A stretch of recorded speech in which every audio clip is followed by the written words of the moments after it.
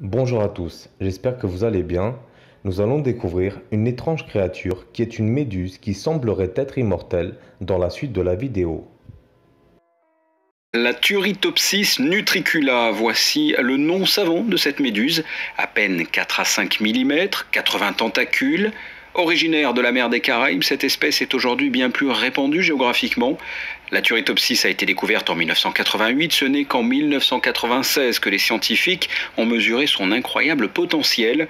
Cette méduse détient les clés de l'immortalité. Cette méduse est exceptionnelle puisque en fait elle a une caractéristique que d'autres méduses n'ont pas habituellement, c'est qu'elle a la capacité de rajeunir en quelque sorte. C'est-à-dire que comme toutes les méduses, ou du moins beaucoup d'entre elles, elles ont un stade fixé qu'on appelle le stade polype, qui ensuite va donner une petite méduse en pleine eau. Et cette méduse, la méduse immortelle, en fait, a la capacité en cas de stress, notamment de mauvaises conditions, de mauvaise température par exemple, de revenir au stade polype fixé immature. Donc ça lui confère en quelque sorte le potentiel d'immortalité. En résumé, lorsqu'elle se sent en danger ou stressée, elle se transforme en bébé et redevient minuscule pour par la suite grandir à nouveau et reprendre une taille adulte.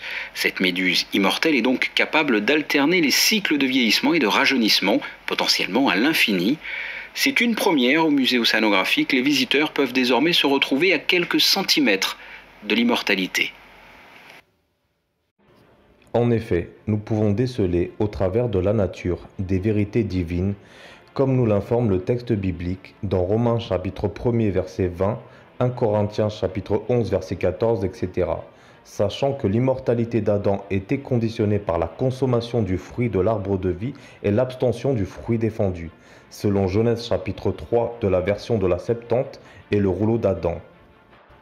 En outre, nous retrouvons ce principe après la résurrection et le jugement dernier avec ce fameux arbre de vie qui se situe au milieu d'une ville paradisiaque nommée Jérusalem céleste, dont les feuilles servent à la guérison des nations, selon Apocalypse chapitre 22 verset 2.